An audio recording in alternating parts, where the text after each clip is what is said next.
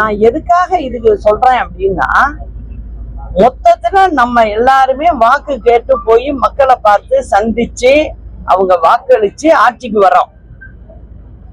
அந்த மக்களை நீங்க நினைக்கணும். தினம் தினம் பாத்தீங்கன்னா சென்னையில பாத்தீங்கன்னா எங்க பார்த்தாலும் குழிய தோண்டி போட்டு வச்சிருக்கீங்க. கேட்டா மெட்ரோ ரயில் திட்டம் அப்படின்னு சொல்றீங்க.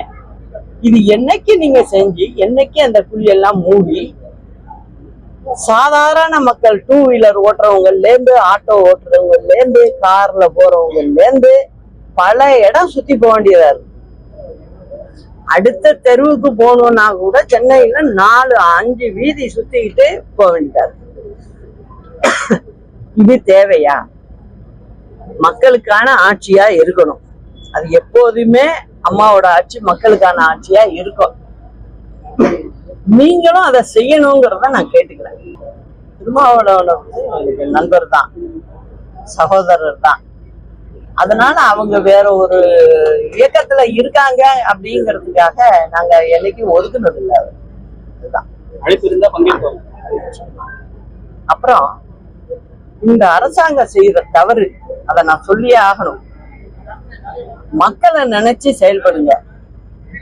மக்களுக்கு கஷ்டத்தை கொடுக்காதீங்க. மேலும் மேலும் அவங்க யாருகிட்ட போய் முறையிடுவாங்க?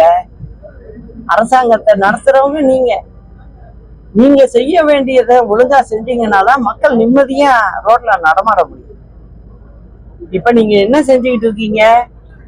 அவங்களோட மத்திய அரசோட சண்டை போட்டுக்கிட்டு வீம்பு பேசிக்கிட்டு காலத்தை 4 வருஷம் ஓட்டிட்டீங்க.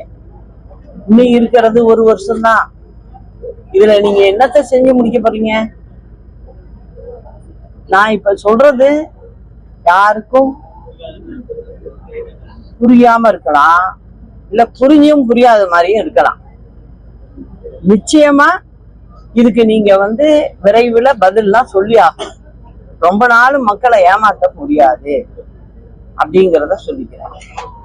அண்ணா சொன்ன அரிசி திட்டத்தை அண்ணா 1 ரூபாய்க்கு 1 படின்னு சொல்லி கொடுத்தாங்க. அவங்க வழியை பின்பற்றி வந்த அம்மா ஆட்சியில 20 கிலோ விலை இல்லாம கொடுத்துட்டாங்க. அண்ணாவுடைய ஆசையை நாங்க நிறைவேற்றி வச்சிருக்கோம். நீங்க அதுக்கு மூடு விழா பண்ணிக்கிட்டு இருக்கீங்க. இப்போ அந்த 20 கிலோவும் சரியா கொடுக்கறது இல்ல, பருப்பு எண்ணெயும் கொடுக்கறது இல்ல. ஏழப்பட்ட மக்களுக்காக தான் தன்னுடைய வாழ்வையே அர்ப்பணிச்சு அண்ணா சொல்லிட்டு போன விஷயங்கள் இருக்கு. அதை நீங்க சரிவர சொல்லணுங்கிறது தான் என்னோட வேண்டுகோளா இருக்கு இந்த திமுக அரசாங்கத்துக்கு.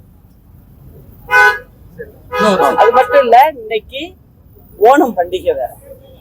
அதனால மலையாள மொழி பேசும் மக்கள் அனைவருக்கும் என்னுடைய ஓணம் திருநாள் வாழ்த்துக்களையும் இந்த நேரத்துல சொல்லிக்கிறேன்.